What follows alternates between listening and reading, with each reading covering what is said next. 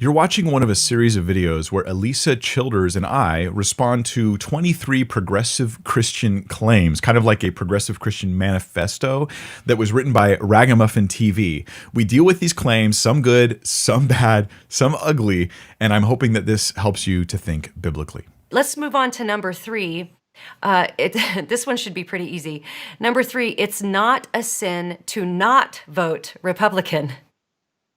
Agreed. Done. We'll give you that one.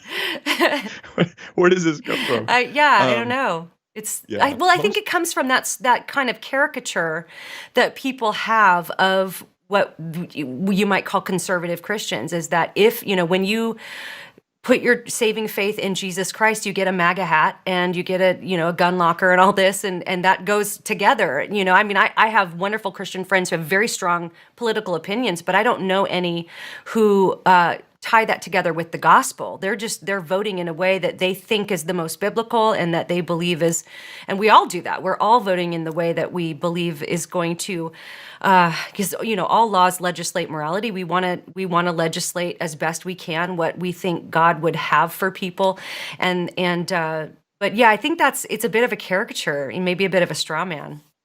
Yeah, and it's also a setup for what they're really interested in, which is in number 4. And number 4 gets you what they really care about. This isn't about parties. Yes. This is ultimately about issues. That's right. And here's the issue they care about. So number 4 is abortion is a complicated issue. But then they go on to say it needs to be legal, safe, and rare. So it's a sin to vote pro-life. That's what's a sin. That's in what his mind. Yeah. They'll never put it that way because they don't want to say it's a sin and fill in the blank after that. But that's what they're getting at here. This phrase, legal, safe, and rare, I remember it from Hillary Clinton years ago.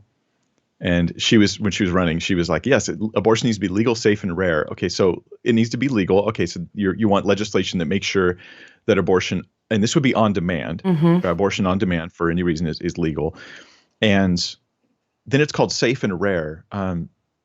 The irony here is that abortion is never safe. Right. The nature of abortion is that 2 humans go in and one comes out. That's right.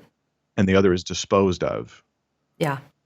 That's not safe. It's never safe. That's right. A human life is killed in every successful abortion. Only failed abortions are safe. And not even those really, because they usually mar and damage and hurt the people who survive. So if it's never safe, then it can't be legal and safe at the same time. Yeah. That's not a possibility. And then they say it needs to be rare, which is odd because why does it need to be rare if nothing's wrong with it? Right. That's what I was thinking. If it's perfectly fine. This is Greg Kokel when he responded to Hillary Clinton years ago. He was like, why does it need to be rare unless you think something's wrong with it? Right. Unless there's some negative connotation to it. You'd only want to limit it if it was something bad. What if you replace the word abortion with just like what it really is, which is deliberately, intentionally killing the preborn in the womb of the mother? So if I said deliberately and intentionally killing the preborn in the womb of their mother is a complicated issue. Deliberately and intentionally killing the preborn in the womb of their mother needs to be legal, safe, and rare. Right. No, I think this needs to be illegal because it's never safe, and doing it rarely, it doesn't help. Yeah. Like I only sometimes do this kind of murderous behavior, but then it becomes okay. What's weird is that this to them is a religious issue, right? Like this is here's me as I'm a representative of Christianity. I'm gonna deliver you from the bondage of conservative Christians, and I want you to know abortion. You have to vote for abortion, right? Like to me, this is a worse bondage because not only are you requiring my vote, but you're requiring it for a inexcusable behavior. Yeah.